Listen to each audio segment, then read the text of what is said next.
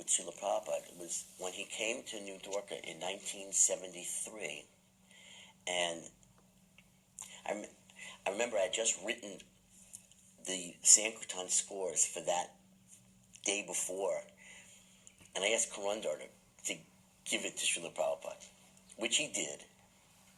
And Prabhupada wrote back a handwritten note, which is so amazing, where he wrote, thanking you, thanking you boys and girls, I have so much thanks, I give you so much thanks, because you are helping me serve my Guru Maharaj. Surely he will give his blessings, pour his blessings, 1,000 times more than me on you.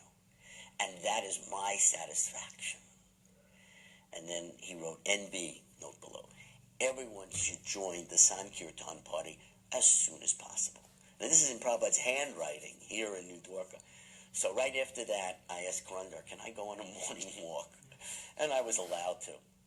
And so that's the first time I'm now physically with Prabhupada in a very personal and intimate way, and I was very much in awe and reverence.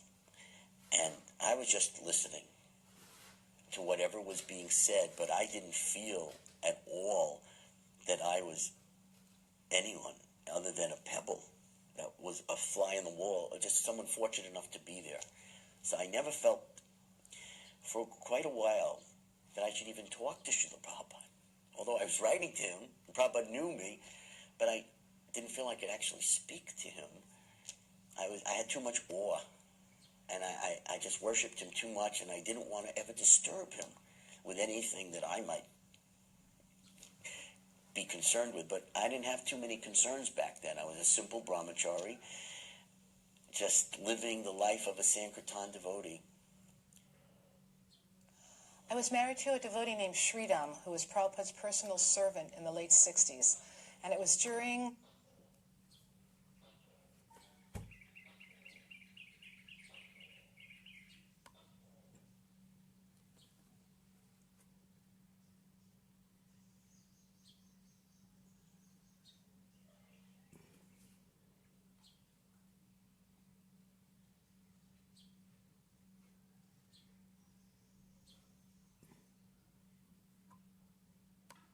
so amazed at this first Christmas marathon, and I could hardly believe 17,000 books in 3 days from one temple.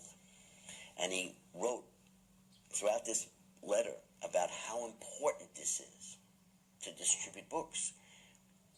And then I came to the very last sentence of the letter, where Prabhupada wrote, but more important still, I mean, the whole letter was about saving others, but more important still is save yourself. And it seemed like it was just put in there at the very end, yet the whole letter was just building up to saving others. So I reflected on this for a long time. I still do. And gradually I began to understand what Prabhupada's instruction was, that if you're spiritually pure, you can save others. If you're not, this is not a material activity, book distribution, and you will not be successful. In fact, one of the letters I wrote to Prabhupada is that, will we be contaminated by so much association with the non-devotees? And Prabhupada wrote back, no. If you are spiritually pure, if you're following the regulative principles, chanting your rounds, living in the association of devotees, attending the classes, the Mangalarti, if you're doing all of those things, you are not of this world. When you go out, you will be protected.